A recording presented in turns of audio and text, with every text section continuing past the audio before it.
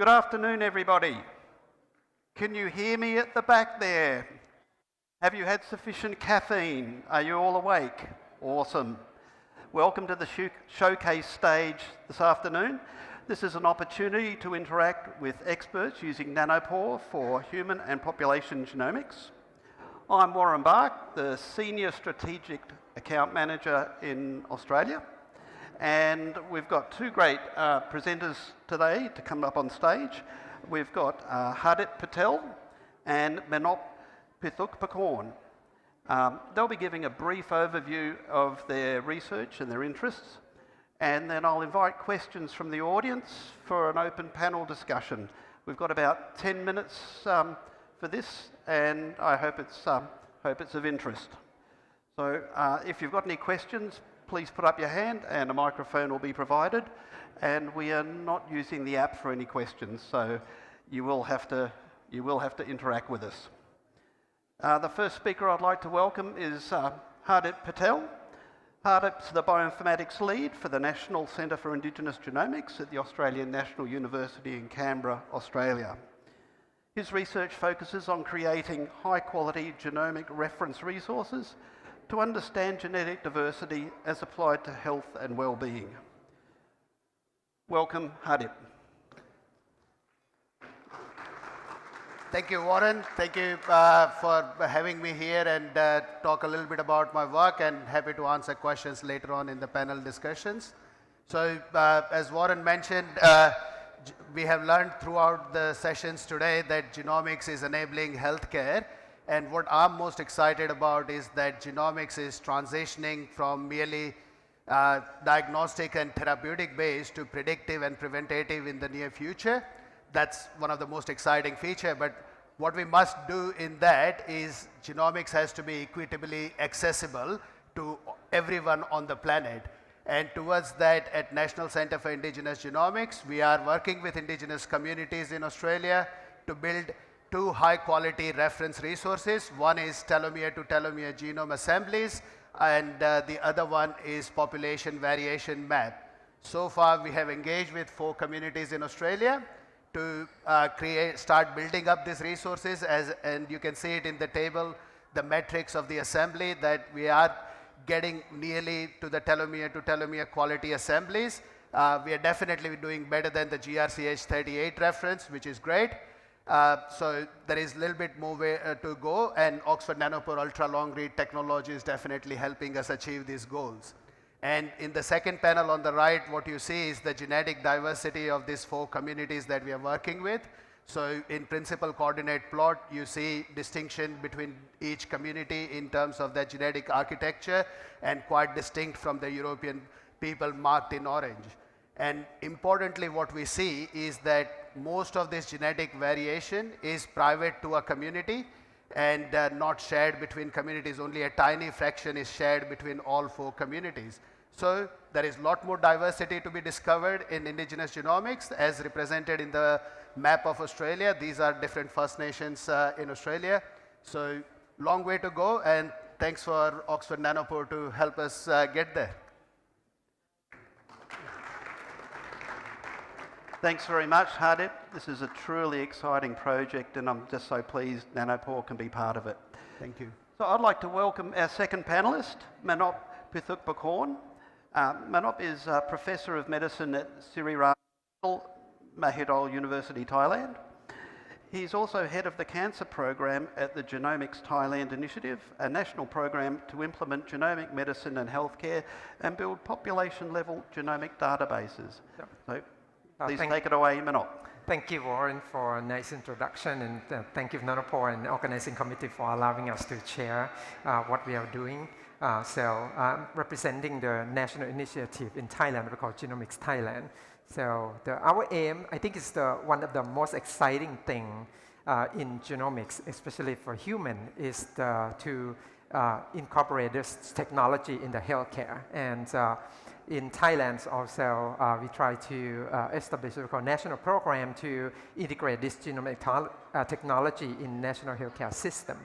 So our goal is probably there's some similarity and some differences between our National Genome Program and the others well-known genome program like Genomics England or Alva's program or Australian Genomics. That in Thailand we are focusing on integrating this in the healthcare system and try to accelerate this use for the patients by utilizing the opportunity that the patients already need some kind of genome testing by various indications like rare diseases you already know, cancer, pharmacogenomics, or investigation in infectious disease or non-communicable disease. We use an opportunity to accumulate those samples and also put through those samples for whole genome sequencing at once. And once we develop those database large enough so we can use that as a resource to go further on the research or specific question that we want.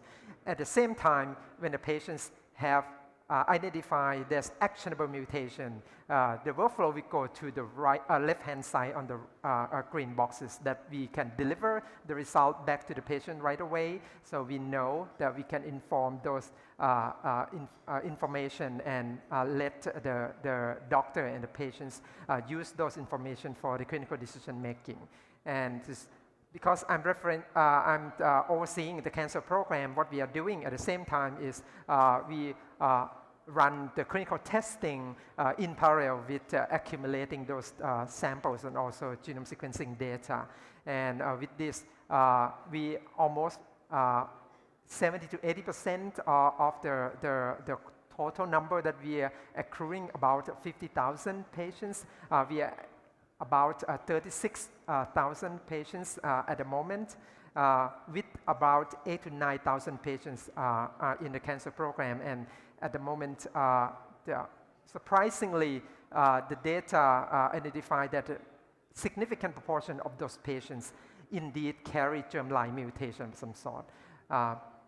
Roughly about 1 in 6 patients who have the clinical indication, at least one, to have genetic testing, we identify the pathogenic variants from those patients. So a lot of patients have a benefit of knowing those genetic test results, and the doctors also use those to inform the patients in terms of the treatment decisions, prevention, and also screening at-risk member.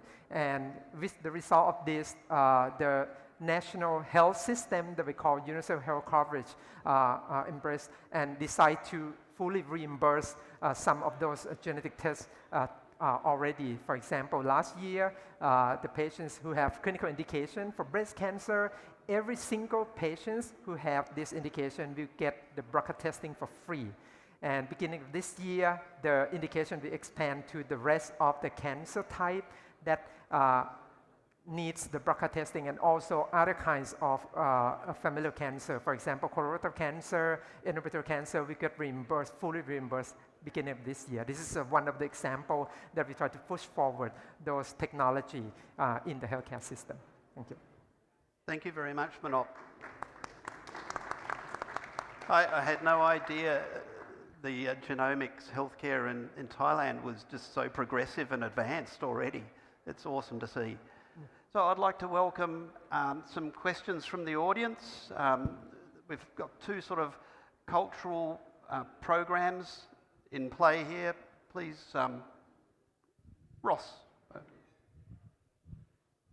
I have a question for Hardip. So you've actually got a nice comparison there between previously assembled genomes and then the T2T genomes.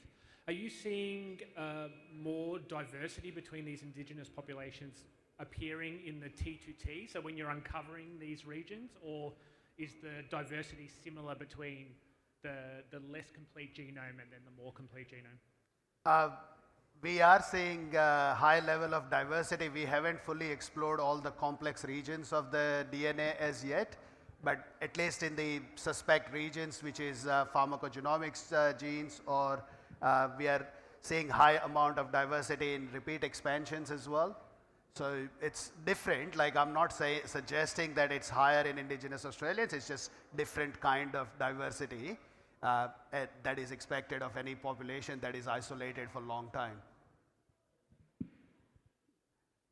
Do we have any more questions at the back there? Looking for a hand? That's fine. I've got a question I'd like to ask, and I think Manop might have answered that already, but I'm going to still, in case I'm prejudging. So I guess what area, and this is for Hardip as well, what area of healthcare do you see this nanopore genomic data having its first impact? Because you mentioned BRCA testing and the like. Is that long-read nanopore that's being used for that? Yeah, actually, it's a truth that all of national or large-scale genome program are mainly relying on short-read sequencing because of in the past, all of genome program has been running for several years now, and in the past, the short-read sequencing have the advantage of scalabilities. But for example, in Thailand, we can share the experience that once we are doing more testing, for example, in cancer program, about 6% of the patients who can identify the pathogenic variants are caused by CNV. And those copy number variants, it's so difficult to interpret correctly if it's the pathogenic or is this uncertain or benign variants. And for the clinical testing, because the Genomics Thailand, we want to push forward into the clinical test.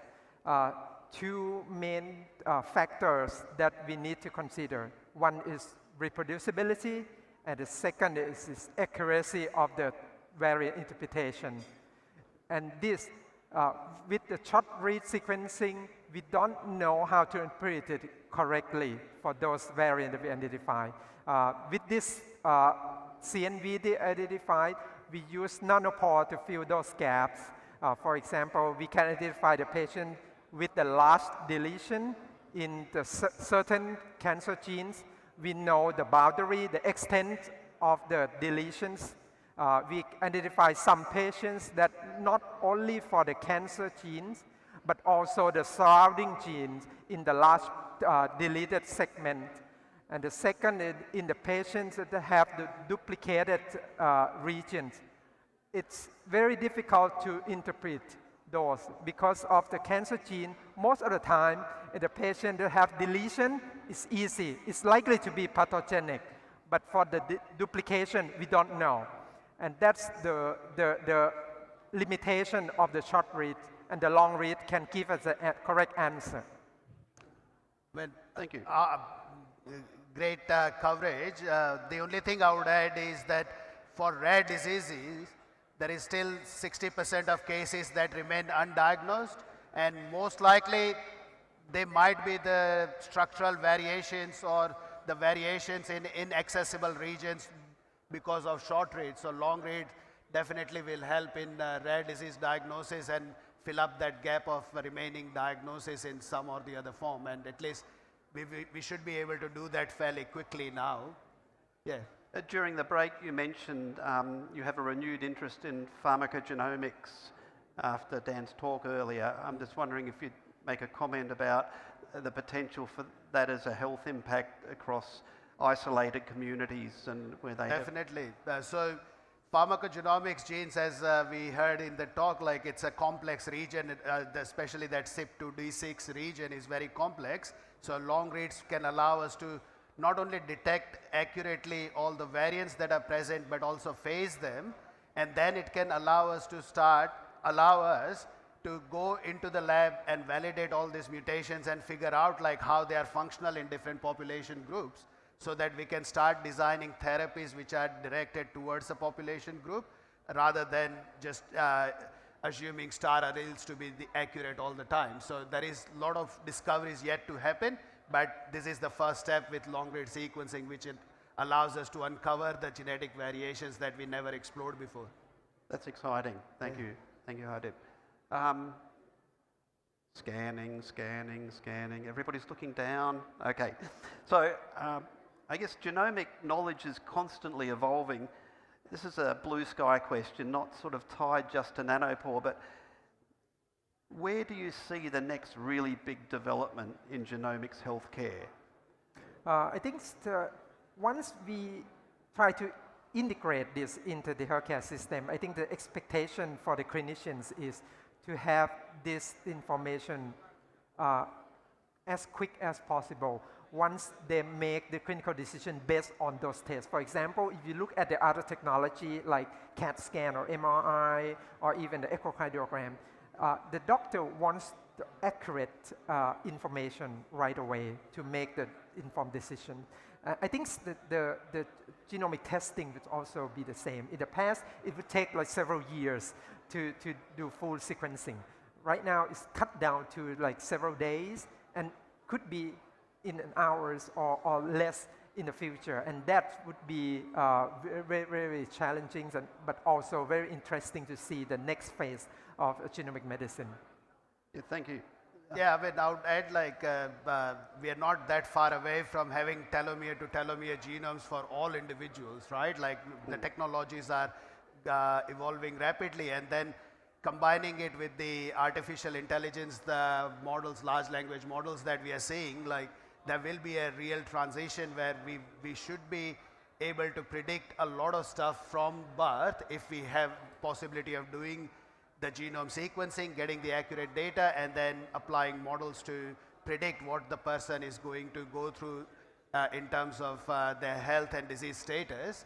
And that can transition us in from just the diagnosis based to prediction and preventative based, which will be amazing. Although we must be careful, we need to make sure that these technologies are equitably accessible across the world. We don't want to leave large gaps where certain population have more advanced access and certain other populations don't. So we need to be careful as well as we transition into that state. Leave no patient behind. Yeah. Definitely. Well, thanks very much. Unfortunately, we're running out of time. Please feel free to reach out to Hardip and Manop for the rest of the event. And I'd like to thank them again for their presentation and their participation in this panel discussion. The next plenary will be starting very soon in the auditorium, so please make your way there now, and we'll see you later in this afternoon. Thank you. Thank you.